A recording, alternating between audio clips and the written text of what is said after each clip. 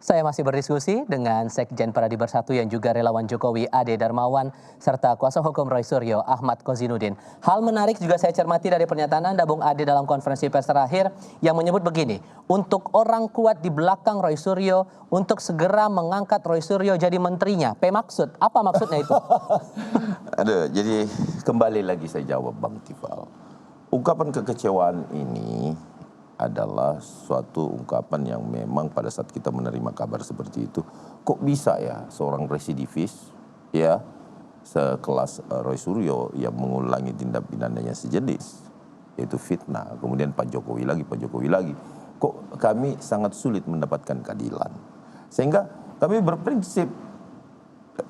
kami berpikir menelaah, ya sudahlah, kan ngambek boleh dong, kan dia bapak bangsa saya. Sama siapa kami mau mengadu, Bang Tifal? Ya, kalau bukan Bapak Presiden, kami mendukung Bapak loh, ya kan? Ini Anda lagi nuduh siapa kalau kayak gitu? Bukan nuduh, artinya itu bahasa ngambek itu. Udah deh angkat aja sekalian, ya kan? Saya pertegas, berarti Anda ngambek kepada siapa nih? Ngambek dong sama pemerintahan yang ada. Karena kami mau mengadu sama siapa lagi, Bang Tifal? Ini masalahnya Anda lagi. Gini, Anda diksinya terang untuk segera mengangkat Roy Suryo jadi presiden. Iya. Bisa ngangkat menteri kan presiden. Anda mau ngambek ke presiden? Gitu? Iya, saya ngambek ke presiden karena saya memilih Anda. Dan saya tidak mencurigai presiden bahwa presiden di belakangnya tidak. Tetapi saya ngadu dong. Ya udahlah Bapak Presiden, dia aja deh. Kan gitu.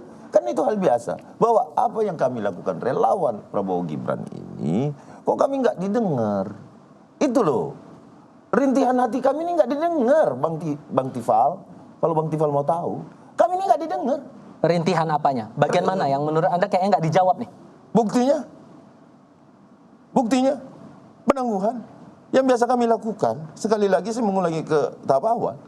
Tidak ada, ini hal baru. Saya menangani kasus di mana dilakukan penahanan karena penangkapan dilakukan.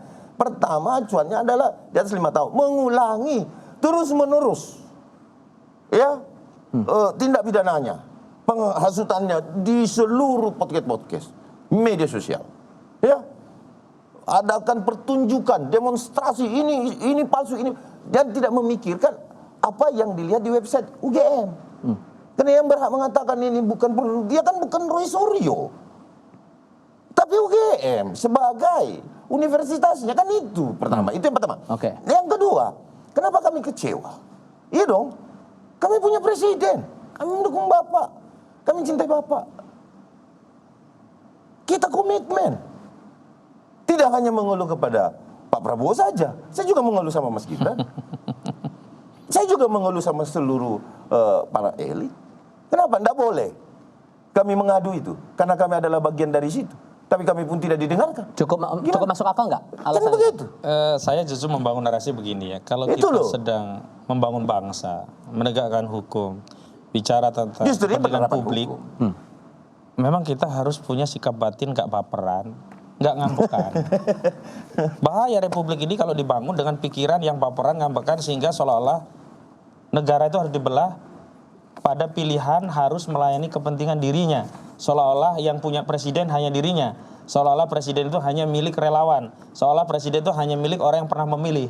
Padahal ketika presiden diambil sumpah jabatannya, itu dia menjadi presiden bagi seluruh rakyat. Sehingga yang dia layani bukan hanya mereka yang dulu pernah memilih atau mereka yang dulu pernah menjadi relawannya, tetapi seluruh rakyat. Tapi Anda juga Pak, saat penahanan ke klien Anda Roy Suryo, Anda juga pernah bilang gini, penangkapan Roy Suryo ini adalah abuse of power, melayani kepentingan pelapor, yakni saudara Joko Widodo. Anda juga justru itu saya preskriptif, saya batasi pada saat penahanan itu tidak dilakukan sesuai dengan koridor.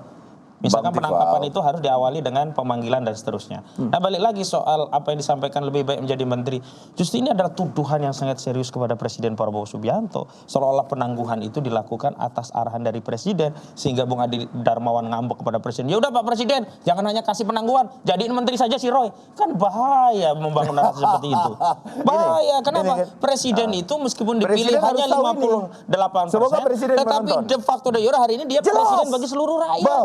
Seluruh apa dilakukan nggak boleh kemudian dikontestasi seolah-olah Prabowo hanya presidennya Bung Ade Darmawan, presidennya Roy Suryo juga, presidennya 285 juta penduduk Indonesia. Yang kedua, yang perlu saya sampaikan Bang Tifa, bahwa apa yang dilakukan oleh penerapan hukum ini sudah betul. Kenapa saya bilang sudah seharusnya dilakukan, bukan yang terbaik, tapi ini seharusnya dilakukan penahanan. Kenapa koar-koar terus? Dan ingat, Anda sudah menandatangani surat pernyataan di Kejaksaan Agung bahwa Anda tidak akan mengulangi perbuatan yang sama klien Anda, ya. Nah, ini kita lihat. Kalau tidak, masukkan lagi. Ini justru kami tidak terima kalau timbul lagi nih fitnah-fitnah susulan. Kami kan bisa melaporkan juga, Bang Tifal, based on alat bukti yang setelah dilaporkan ke depannya itu makin kenceng. Dan Anda berencana untuk melakukan itu? Tidak. Maksudnya, ini yang kita melihat. Ya, based on alat bukti setelah dilaporkan, itu malah lebih kencang based on alat buktinya. Iya kan? Nah itu. Nah, salahkah kita sebagai anak bangsa mengadu kepada presiden kami, ngambek sama presiden? Kenapa nggak boleh? Kenapa nggak boleh? Jadi begini, setiap Anda memaki orang justru punya hak Pak untuk Prabowo mengadu. ini tidak adil dan diskriminatif saat ini adalah klien saudara. Klien saudara ini diskriminatif. Dan kita itu korban. begitu tuh. Ya kan, Kami Pak ini Jokowi bukan korban. pada orang yang Anda punya diskriminatif. decision maker, bukan orang yang punya kewenangan untuk ditangguhkan. Tidak boleh, tidak. Kami hanya menerima, Bang menggunakan Kosi. hak kita untuk Kami mengajukan menerima itu, permohonan. Bang. Dan kebetulan qadarullah permohonan itu dikabulkan dan ditangguhkan. Jadi kalau ada tindakan diskriminatif berarti tuduhannya bukan kepada kami, kepada penegak hukum. Yang hari ini seolah-olah kenapa ditangguhkan itu diskriminasi. Padahal penangguhan itu biasa saja.